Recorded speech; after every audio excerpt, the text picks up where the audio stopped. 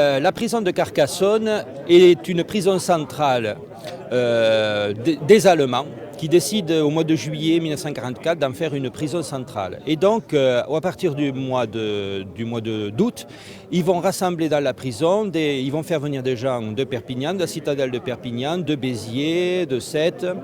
Et avant de partir, ils vont amener ici un certain nombre de prisonniers dont nous n'avons pas le chiffre exact puisque le registre de la prison a disparu. On peut établir avec certitude qu'il y en avait au moins 15. Et ils vont les amener ici au petit matin. Ils vont les fusiller et vers 12h45, ils vont faire sauter le dépôt de munitions d'ici, 16 dépôts, il n'y en a que 9 qui vont exploser, sur lequel il y a des bombes de la Luftwaffe et des torpilles. Cette explosion sera entendue à des kilomètres à la ronde et quelque temps après, on ne pourra pas accéder au site directement puisque le site, il faudra le déminer un petit peu pour accéder aux choses. Et il y a un immense cratère, il faut imaginer les bois complètement dévastés. Et on va retrouver des bouts de corps, on va retrouver le tronc d'un homme, on va retrouver ce que vous pouvez imaginer d'une façon tout à fait macabre. Et parmi ces victimes, il y a Jean Bringer, le chef départemental de l'Aude, des FFI.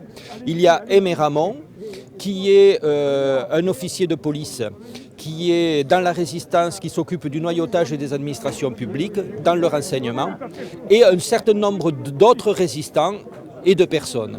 Et donc l'identification va être extrêmement difficile, comme vous pouvez le comprendre à cette époque de 1944. Il faut penser une chose, c'est que nous sommes le 19 août, Carcassonne ne sera libérée vraiment des Allemands que le 21.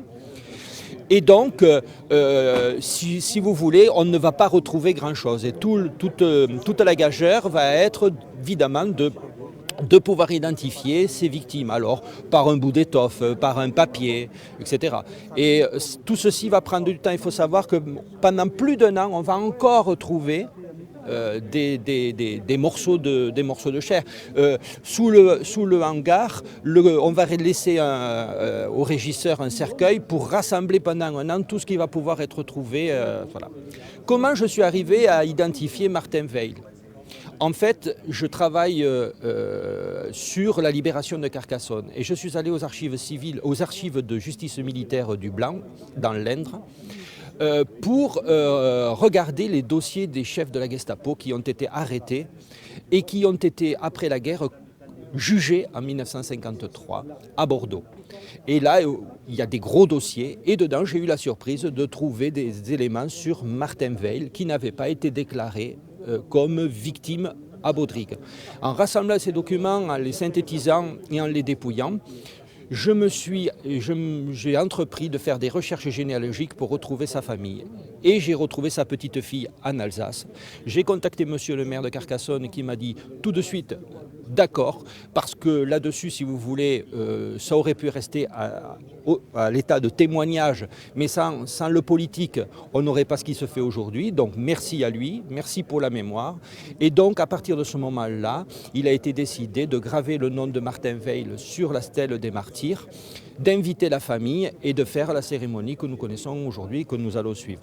Voilà. C'est quoi l'élément déterminant qui vous a permis vraiment de dire que Martin Weil était bien là, ici le 19 août Alors, aussi curieux que cela puisse paraître, c'est-à-dire que la Croix-Rouge qui est venue ici pendant la première semaine suivant le drame, a fait des relevés. Et une infirmière de la Croix-Rouge a fait un rapport, a trouvé dans une poche un papier de boulangerie faisant référence à Béziers, là où il avait été arrêté. On avait une liste qu'avait établie un des survivants de la prison sur les personnes qui pouvaient se trouver à la prison. Et à partir de là, on a pu établir que Martin Weil se trouvait bien à cet endroit-là.